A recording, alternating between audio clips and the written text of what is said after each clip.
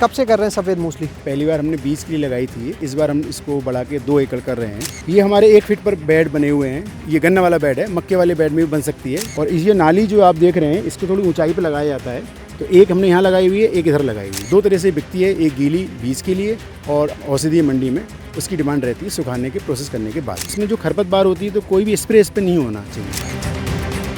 एक ऐसी फसल जो लगाने के बाद लगभग 5 से 6 महीने में ही आपने जो लागत लगाई है उससे लगभग 2.5 से 3 गुना पैसा आपको दे देगी। एक ऐसी फसल जिसे बेचने में आपको बहुत ज़्यादा चिंता भी नहीं करनी पड़ेगी क्योंकि बाजार में इसकी मांग काफ़ी ज़्यादा रहती है। नाम है सफ़ेद मूसली। औषधीय फसल है और इसी वजह से अब किसान जो है इसकी तरफ अपना रुझान दिखा रहे हैं। आज ऐसे ही एक किसान के पास हम पहुँचे हैं। हम इस समय पहुंचे हैं बरेली के गांव में और हमारे साथ है किसान प्रवीण गुप्ता जी, जिन्होंने इस बार 2 एकड़ में सफ़ेद मूसली की फसल लगाई है। बहुत थोड़े से हिस्से में इसकी शुरुआत की थी और अब खुद ही उसका बीज तैयार करके इसका जो क्षेत्रफल है उसको बढ़ाते जा रहे हैं।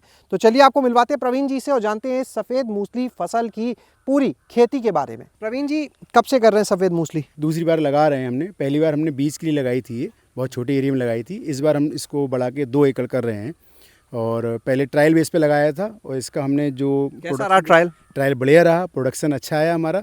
फिर हम इसको अब 2 एकड़ में ले जा रहे हैं। तो जितना बीज था इस बार 2 एकड़ के लिए वो सारा खुद तैयार कर लिया? सारा हमने खुद तैयार किया था। कितने क्षेत्रफल में तैयार हो गया इतना बीज?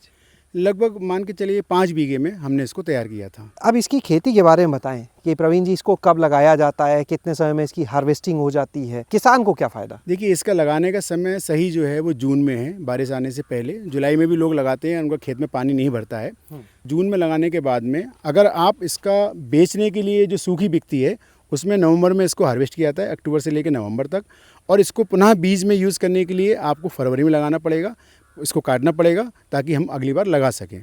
और 2 तरह से बिकती है, एक गीली बीज के लिए और अगर हम सुखा के इसको बेचते हैं तो ये मंडी जो मार्केट रहती है औषधीय मंडी में उसकी डिमांड रहती है सुखाने के प्रोसेस करने के बाद। अगर इसका पूरा 1 एकड़ का हम गणित समझना चाहें, कितना बीज लग जाता है, कितना उत्पादन हो जाता है? ये 1 एकड़ में चूँकि हम लोगों के यहाँ 6 बीघा जगह रहती है और इसका लगाने का प्रोसेस जो 1 बीघे में है वो लगभग 40 से 50 किलो लगती है कच्ची। और इसका जो प्रोडक्शन है लगभग इसमें जो है वो 50 किलो लगा के लगभग 4 से 5 क्विंटल बीघे के हिसाब से ये प्रोडक्शन देती है। और जैसे आपने कहा 4 से 5 क्विंटल, तो ये तो गीली वाली है? ये गीली वाली। और इसको सुखाएंगे, प्रोसेस करेंगे तो लगभग इसमें से 30-25% ये सूख के प्रोसेस करके हो जाती है। यानी अगर 5 क्विंटल लगाई 1 बीघे में आप बता रहे हैं तो वो 1.25 क्विंटल रह जाएगी? जी, लगभग 1 से 1.25 क्विंटल सूखी तैयार हो जाती है।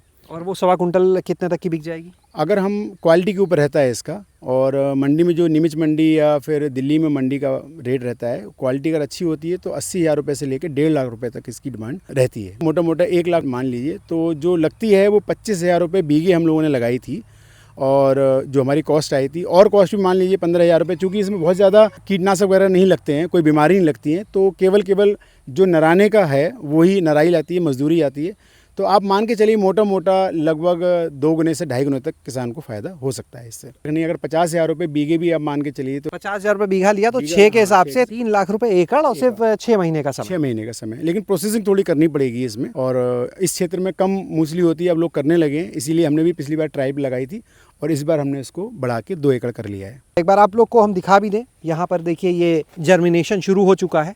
हमें इस बार आपने देरी में लगाई है ये हम थोड़ा, हमारा खेत तैयार नहीं था, मक्का लगी हुई थी हमारी, तो खेत में हम जून जुलाई में लग जानी चाहिए थी, तो हमने लगभग जुलाई लास्ट में इसको लगाया था। तो ये इसका ध्यान देने का क्या है, एक तो पानी बहुत खेत में ना भरा हो। जैसे आप देख रहे हो रेतीला खेत है, अगर ऊंचे पर खेत है तो इसको लगाना ज़्यादा आसान है। और इसमें जो खरपतवार होती है तो कोई भी स्प्रे इस पर नहीं होना चाहिए, तो हाथ से ही इसमें लोग करते हैं। हम लोगों ने इसको नराई वराई जो मजदूरी लगाई थी हाथ से ही लगाई थी। तो मेन इसका ध्यान यही है कि इसमें घास पास ज़्यादा ना होने दें ताकि प्रोडक्शन इसका अच्छा आ पाए। अच्छा, ये जो बेड है कितनी दूरी पे बनाते हैं? ये हमारे 1 फीट पर बेड बने हुए हैं। ये गन्ना वाला बेड है, मक्के वाले बेड में भी बन सकती है। महाराष्ट्र वगैरह में मक्के वाले बेड पे 3-3 लाइन लगा के लोग करते हैं। तो उसमें तो ज़्यादा बीज लग के ज़्यादा प्रोडक्शन बीज लगेगा, ज़्यादा प्रोडक्शन होगा। चूँकि हम लोग अभी नहीं किया है, पिछली बार भी हमने इसी मेथड से किया था, गन्ने वाले मेथड से हमने किया था। और ये नाली जो आप देख रहे हैं इसको थोड़ी ऊंचाई पर लगाया जाता है, तो एक हमने यहाँ लगाई हुई है, एक इधर लगाई हुई है, तो 2 तरह से लगते जाता है, पानी इधर चलता रहता है। तो ये एक रहता है इसमें। ये एक औषधीय फसल है, तो किन बातों का और विशेष? नहीं, इसमें सबसे बड़ी क्या है कि कोई भी इसको कीड़ा वाला नहीं खाता, क्योंकि अपने आप में ये बहुत ज़्यादा तीखा होता है, तो कोई भी इस तरह का जानवर इसको नहीं खाता है। तो ये एक बेनिफिट है किसान के लिए कि इसमें कम से कम जो है नुकसान की संभावना रहती है। तो कोई भी किसान अगर इसको लगाता है तो अगली बार के लिए खुद ही बीज भी तैयार कर ले, थोड़ा रोक लिया बाकी जो बेचा। नहीं, हमने तो यही किया है, हमने तो छोटे से शुरू किया था और अब 2 एकड़ कर रहे हैं। आगे चल के हम इसको ड्रैगन फ्रूट में बीच में लगाएंगे।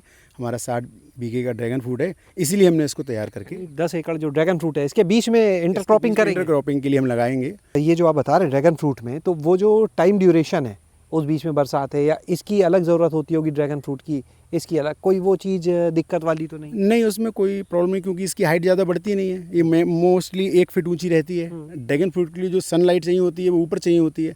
तो ज़्यादा हाइट वाली हम ड्रैगन फ्रूट लगाते नहीं हैं। तो इस टाइप की जो खेती है वो ड्रैगन फ्रूट के लिए या इस तरह की चीज़ों के लिए बढ़िया खेती है। तब तो ये कंटिन्यूटी के लिए भी अच्छी है भाई। जुलाई से लगभग ड्रैगन फ्रूट आना शुरू होता है, नवंबर दिसंबर तक चलता है।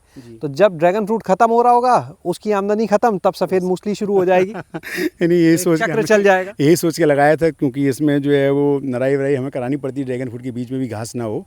तो वो जब करानी पड़ेगी तो इसके साथ साथ में आराम से हो जाएगी। लोग हम देखें, अगर हम ड्रैगन फ्रूट में हम नराई वराई कराते हैं तो उसमें पैसा खर्च करना पड़ता है और उसमें भी हम लोगों को फ्री मिलेगी अगर ड्रैगन फ्रूट के साथ हम करते हैं तो। ये बताइए कि अभी जो आप बाज़ार की बात कर रहे हैं, दिल्ली और नीमच, ये 2 मंडियाँ मुख्य। ये मेन 2 मंडियां हैं, क्योंकि ये औषधीय फसल है और लोकल मार्केट के भी जो दुकानदार हैं वो भी ले लेते हैं। तो जिसमें सबसे ख़राब क्वालिटी की होती है, ख़राब क्वालिटी का मतलब होता है पीलापन ज़्यादा हो, हल्की हो, उसके रेट उस समय 80-90 हज़ार थे।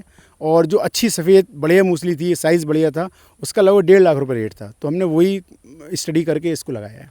और कोई विशेष चीज़ जो आपने गत वर्ष लगाई, अपने अनुभव से सीखी हो कि भाई कहीं पे चूक हुई हो या कहीं पे और सावधानी देने की ज़रूरत लगी हो? नहीं, जैसे अभी हमको जो एक गलती हमारी लगती है कि हमने थोड़ा लगाने में लेट कर दिया। हम अगली बार थोड़ा जून में लगा लेंगे, क्योंकि हमारा खेत ऐसा है इसमें पानी नहीं भरता है। क्योंकि हमारे खेत में हम थोड़ा ऑर्गेनिक फार्मिंग करते हैं, तो इस वजह से हम परेशान रहते हैं। तो किसानों को ये सजेशन है कि कम से कम खरपतवार हो उस खेत में लगाई जाए, ताकि नराई वगैरह कम से कम करनी पड़े।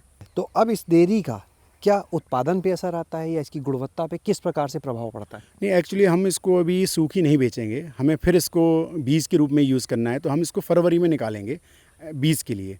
तो मुझे लगता नहीं है कोई फ़र्क पड़ेगा, क्योंकि खेत हमारा ऊंचाई पर है और मिट्टी जो है वो रेतीली है। तो अभी अपने लिए बीज तैयार हो रहा है, दूसरे किसानों को भी चाहिए हो मिल जाएगा?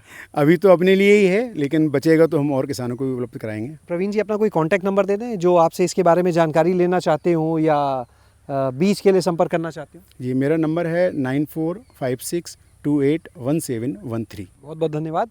तो आपने देखा यहाँ पर मूसली की खेती के इस पूरे मॉडल को, कैसे जो हम आपसे कह रहे थे कि 5 से 6 महीने में आपका पैसा किस तरह से बढ़ेगा। और अब तो आगे की तैयारी प्रवीण जी के यहाँ 10 एकड़ का जो उनका ड्रैगन फ्रूट का फार्म है, वहाँ पर अब इस मूसली को वो इंटरक्रॉपिंग के रूप में लगाने की तैयारी में है और उसके लिए खुद ही बीज भी तैयार किया जा रहा है। छोटे से स्तर से शुरुआत करके आज 2 एकड़ में वो मूसली को ले गए और अगली योजना जो है वो 10 एकड़ के ड्रैगन फ्रूट फार्म में इंटरक्रॉपिंग की। शैलेश अरोरा, गाँव जंक्शन। गांव जंक्शन को सभी सोशल मीडिया प्लेटफॉर्म्स पर फॉलो करें। व्हाट्सएप चैनल और जीमेल आईडी पर भी संपर्क साध सकते हैं।